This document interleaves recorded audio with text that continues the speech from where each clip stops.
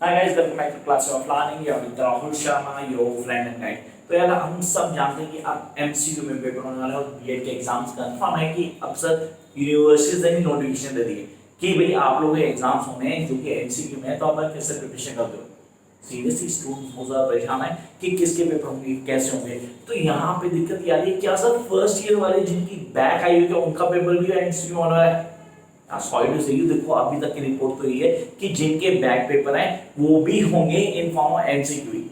First year के papers जो students को प्रमोट किया गया नहीं किया गया उनकी भी टेंशन लग जाती है, सबकी टेंशन अलग लेवल चल रही है। Seriously students are very much worried but we can not do anything, क्योंकि यूजीसी गाइडलाइन के बाद यहाँ पे सुप्रीम कोर्ट ने ठप्पा लगा दिया गाइस कि बिना एग्जाम के तो पास नहीं करेंगे। अब बिना एग्जाम के पास नहीं करेंगे तो अब आते हैं सीधा जंप करते हैं, बेसिक पे पढ़ लेते हैं ताकि पेपर क्रैक कर लें। Yes, we are having 15 days, 12 days or 2 weeks. 2 हफ्ते लगाए जाते हैं हमारे पास हैं। अब इन 2 हफ्तों में हम पेपर की प्रिपरेशन कैसे करते हैं। अब पेपर होना सर एमसीक्यू में। Yes, we are having an exam in MCQ form. तो यहाँ पे मैंने एक पेपर उठा लिया। सीरियसली पेपर बड़े सारे हैं, लर्निंग उठा सकता है, कोई दूसरे को उठा सकता है। मैंने कहा चलो यार आज ये पेपर उठाते हैं। रीजन लगातार 2 दिन से बच्चों को लगातार इसी पेपर के लिए मैसेज आते हैं कि सर इसके एमसीक्यू कैसे होंगे, आप प्लीज थोड़ा डिफाइन करो। तो यहाँ से ग्लिम्स है। सीरियसली पेपर बहुत बड़ा है, उसके नोट्स भी तैयार कर रहा हूँ एमसीक्यू वाले। ऑलरेडी नोट्स तो तैयार है लेकिन अब उनका एमसीक्यू में चेंज करना, इट विल टेक टाइम, लेकिन बन जाएंगे, नी नो टू वरी। यहाँ पे बात करें एमसीक्यू की। सर ये एमसीक्यू पेपर कैसे है, कैसे करना है, कैसे तैयारी करेंगे, तो इसके लिए सोच रहा हूँ लेकिन ना लाइव क्लासेस शुरू कर दूँ मोस्ट प्रॉब्ली बाय डे और डे आफ्टर टुमारो, जहाँ पे डेली हम एमसीक्यू क्वेश्चन को डिस्कस करेंगे।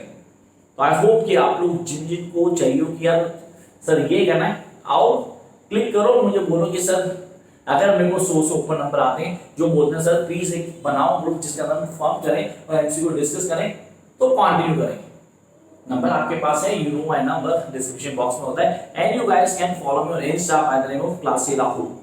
वहां फॉलो करो, देखते हैं कई चीजें होंगी, चेंज करेंगे धीरे धीरे। तो पहली बात होता है एमसीक्यू। ये एमसीक्यू होता है, मेरे साथ कई बच्चों की प्रॉब्लम है सर आप प्लीज हिंदी में नहीं बोलते, चलो यार हिंदी में डिस्कस करते हैं बड़ा आराम से। यार भाई लोग ये एमसीक्यू होता क्या है इसको समझ लेते हैं। एमसीक्यू में ऑब्जेक्टिव टाइप पेपर होता है जिसके अंदर आपको क्वेश्चन आ जाएगा, उस क्वेश्चन के 4 ऑप्शन होंगे। अब उन 4 ऑप्शंस में आपको बेस्ट ऑप्शन चूज करनी है। और एक चीज बता रहा हूं, जिन्होंने ना ये पेपर बहुत इजी है, भाई ये पेपर बहुत ट्रिकी होते हैं। These are not an easy paper, sorry to say These are not an easy paper, क्योंकि इसमें कई सारे क्वेश्चंस होते हैं जिनके आंसर में लग रहा है ये भी हो सकता है और ये भी हो सकता है। सीरियसली आपको ऑप्शन दे देगी, आपको बोला गया कि यार ये बताओ ये एकेडमिक है या डिसिप्लिनरी है, ये अप्रोच कौन सी है, एकेडमिक अप्रोच है या डिसिप्लिनरी अप्रोच है। सर अब अप्रोच कैसे बताऊं, मेरे को स्कूल में एक बच्चे को एक टास्क दिया गया, a teacher given a task to the students, ठीक है, जिसके अंदर उसने बोला एक काम को डिस्ट्रीब्यूट करना है among the other students and you be the monitor who are going to monitor the task। अब इसको आप क्या बोलोगे, इंटरडिसिप्लिनरी, डिसिप्लिनरी या एकेडमिक या ऑल द अबव। ऐसे क्वेश्चंस पेपर में आ सकते हैं सीरियसली, तो मुझे उनको तैयार करना है, मुझे तैयार करना है डिसिप्लिन को। सर डिसिप्लिन छोटी चीज नहीं है, एकेडमिक आता है, स्कूल आता है, नॉलेज आता है, ऑल्टरनेटिव टीचिंग आता है। चलो डिफरेंस पूछ लिया, difference between teaching and knowledge और नॉलेज एंड टीचिंग। चलो सर ऑल्टरनेटिव आ गया, डिसिप्लिन और टीचिंग में पूछ दिया डिफरेंस, उसके ऑब्जेक्टिव डाल दिए, इनमें से 4 में से कौन सा बेस्ट, हमें जो आंसर है वो बताना है आपको। अब यहाँ पे फिर दिक्कत होगी, यार अब मैं बेस्ट कैसे बताऊंगा, और I am going to get the best out of it. इस पेपर में पढ़ना कितना है, सीरियस तक पढ़ने की टेक्निक क्या होगी, कैसे एमसीक्यू की प्रिपरेशन की जाएगी। तो this class is all about how to prepare for MCQ short papers.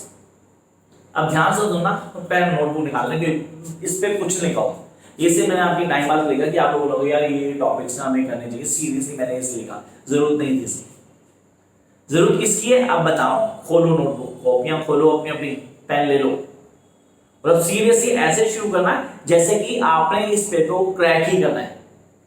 यार एमसीक्यू के लिए सबसे पहले हमें कॉन्सेप्ट क्लैरिटी चाहिए। The first and foremost thing that is the concept clarity. अगर कॉन्सेप्ट क्लियर नहीं है एमसीक्यू का कुछ नहीं होने वाला। सीरियसली मैं कॉन्सेप्ट क्लैरिटी कैसे दूं, सीरियसली गाली देते हो, सुनाओ इसको, गाली कितने दिमाग से क्लियर होती है हमें, उसी क्लैरिटी से हमें कॉन्सेप्ट को क्लियर करना है। देखो आई एम शरीफ गाय, तो यार यहाँ पे आपको बता रहा हूँ कि आपको करना है, आपको कॉन्सेप्ट को क्लियर करना है। You guys need to clear concept. वो रट्टू तो वाली कहानी चलेगी यहाँ, सीरियसली नहीं चलेगी। जो सोचे हैं गिनती के 10 क्वेश्चन सर ने बताए ये करेंगे and we will do right पे भाई एमसीक्यू में मैं 10 क्वेश्चन नहीं बताऊंगा, सीरियसली मैं आपको बताऊंगा टॉपिक के, किन टॉपिक्स को प्रिपेयर करना, कैसे प्रिपेयर करना है, किस तरह आप इजीली क्रैक करोगे। MCQ means choosing the best option. अब भाई ये चूजिंग द बेस्ट ऑप्शन में मेरा एमसीक्यू सॉल्व होता है। मैंने कहा मैं उसमें से बेस्ट ऑप्शन चूज करूंगा, तो करो यार बेस्ट ऑप्शन चूज कर देंगे, लेकिन ये कैसे करेंगे, कहने का तरीका क्या होगा और कैसे पढ़ना है। अब आप लोग पहले क्लियर करना है। सबसे पहले आपने क्या किया, मैं डिसिप्लिन से रिलेटेड सारे टर्म्स को क्लियर करूंगा। डिसिप्लिन क्या होता है, उसके क्या नाम्स हैं, किन बेसिस को क्लियर करना है, दिमाग में रखना है। मुझे पता है डिसिप्लिन में ये चीजें आती हैं, इनको ऐसे क्लियर करते हैं। अब डिसिप्लिन में एकेडमिक डिसिप्लिन भी होता है, स्कूल डिसिप्लिन भी होता है। Now the difference between school and academic discipline, guys this is the key points. यहां पे ये समझना आपको कि इनका फर्क है। जैसे मैंने अब फर्क किया एकेडमिक और स्कूल में, नॉलेज और ऑल्टरनेट नॉलेज डिसिप्लिन में या टीचिंग में, इनके फर्क को समझना मुझे। जहां मैं इन फर्क को, इन डिफरेंसेस को समझ पाता हूं, आप एबल टू क्रैक जो मुझे चाहिए, वही मैं तुमसे डिमांड कर रहा हूं। बहुत इजी है यार, बहुत इजीली क्रैक भी करेंगे आप। आपको भी ये करना कुछ अलग नहीं है। The first and the foremost thing जो दिमाग में रखनी है is that to clear the concept। जहां कॉन्सेप्ट क्लियर हुआ, जहां कॉन्सेप्ट क्लैरिटी हुई, वहीं मेरा आंसर ही हुआ। अब मेरे पास ऑप्शन आते हैं, option A, option B, option C, option D. अब मेरे को उन सारे ऑप्शंस को पहले क्या एनालाइज करना है। अब देखो मैं टैक्टिक बताता हूँ सीरियसली कि कैसे ऑब्जेक्टिव टाइप पेपर को इजीली क्रैक करेंगे। The first and the foremost thing, first of all, don't read the question first। Please पहले क्वेश्चन को नहीं पढ़ना। देखो लोग तुक्का मारते हैं, क्या तुक्का बता रहा, तुक्का नहीं भाई, ये मैंने खुद अप्लाई किया हुआ है। क्वेश्चन आपको दिया हुआ है, आपने उस क्वेश्चन को क्या करना है, एनालाइज करना है। एनालाइज करना तो पहले क्या करना है, उस क्वेश्चन के ऑप्शन था उनको एनालाइज कर लेना। इसका मीनिंग क्या है, इसका मीनिंग क्या है, इसका मीनिंग क्या है, इसका मीनिंग क्या है। अब जाओ क्वेश्चन के ऊपर, वो क्वेश्चन क्या पूछ रहा है, अब आपके दिमाग में एकदम स्ट्राइक करेगा। आपने चारों का मीनिंग समझ लिया था, सर सीधे क्यों नहीं जा रहे, और सीधे चल के कुछ नहीं होता यार, यहाँ पे सीधे चल कुछ भी नहीं होता। हम इंडिया में रह रहे हैं, हम सब जानते हैं। पहली चीज आपने क्वेश्चन को एनालाइज कर लिया। अब आपने क्वेश्चन पढ़ा तो अब आपको उसको एग्जैक्ट कॉन्सेप्ट क्लियर होगा कि हाँ यार ये चीज पूछ रहा है। नहीं तो क्या होता था, पहले क्वेश्चन पढ़ते थे, फिर ऑप्शन आते, ये भी आंसर होता था, ये भी लग रहा था, ये भी लग रहा था, ये भी लग रहा था, तब डिफरेंस भी याद नहीं आता। ऐसा होता है नहीं होता, मुझे कमेंट बॉक्स में जरूर बताना।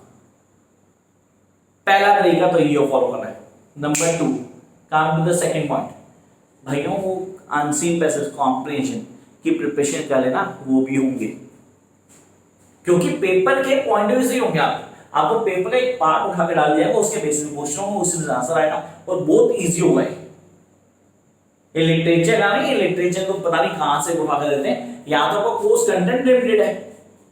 अब जो कोर्स कंटेंट लिमिटेड है उसी में से उठाएंगे, उसी से आपको प्रिपेयर करना है। सर कहां से उठाएंगे, एकेडमी का उठा के उसने पैरा डाल दिया, अब उसमें से आपको आंसर दिया जाएगा। इंटरडिसिप्लिनरी अप्रोच डाल दी, अब उसमें आंसर ढूंढना आपको क्या बोला, आपने उठाया, उसने रियलिज्म और आइडियलिज्म का एक टॉपिक उठाया, डाल दिया, उसके बेसिस क्वेश्चन क्लियर करना है। तो कोई भी असर नेचुरलिज्म भी आ सकता है यार, इनमें से कोई भी टॉपिक उठाएगा, आपको दे देगा और अब आपको उसके ऊपर काम करना होगा। Yes you guys need to work on it, और जैसे ही आप कॉन्सेप्ट क्लियर करोगे आपका आंसर सामने होगा। 2-3 तरीके हैं बहुत आसान, जिनको फॉलो करो ना तो एमसीक्यू पेपर पहले अटेम्प्ट में बहुत अच्छे से क्लियर होता है। ऐसा मत मान लेना कि एमसीक्यू है तो हम फेल हो जाएंगे, ऐसा कुछ नहीं होने वाला है। आप लोग सिर्फ कॉन्सेप्ट क्लैरिटी पे ध्यान दो। ये फैक्ट है कि एमसीक्यू पेपर में चीटिंग नहीं होने वाली। कि होगा क्या, please don't lie on others, फिर सामने वाले को नहीं पता जो मार्क कर रहा, कहीं तो जय माता दी कर रहे, वो नहीं करना है हमें। हम कॉन्सेप्ट क्लैरिटी की बात करें, जहां कॉन्सेप्ट क्लियर है आप बहुत अच्छे से कर सकते हो। इन बेसिक्स को फॉलो करो। अब आगे सर क्वेश्चन कैसे होंगे, जल्दी मैं लेके आऊंगा। मैंने कहा था आप लोगों को कि मैं क्वेश्चन बनाना शुरू कर चुका हूं, मैं जल्दी उस सारे क्वेश्चन लेके आऊंगा आप लोगों के लिए, जिसके अंदर मैं एक एक चीज को डिस्कस करूंगा और बताऊंगा आपको कि कैसे प्रिपेयर करना है, क्या है बेसिक टेक्निक जिससे हम मैक्स मार्क्स ले सकें। तो तब तक क्या करना है यार, चैनल को सब्सक्राइब करो यार, और वीडियो को लाइक भी करो, अगर लगता है थोड़ी सी हेल्प मिलती है तो वीडियो को लाइक कर दिया करो और शेयर कर दिया करो अदर प्लेटफॉर्म्स। दूसरे लोग कर रहे हैं यार, आप लोग भी करो तो बेटर होता है। मेरे स्टूडेंट जो मेरे साथ जुड़े हुए हैं वो शेयर करो ताकि और बढ़ पाए। बाकी रहिए आपकी बॉक्स, कमेंट बॉक्स में आओ, कमेंट डालो और ये जरूर डालना कि किस वीडियो से कोई हेल्प मिली या नहीं मिली। मिलते हैं जल्दी, तब तक देखो, शेयर करो, लाइक करो और जो मर्जी करो यार। Bye guys.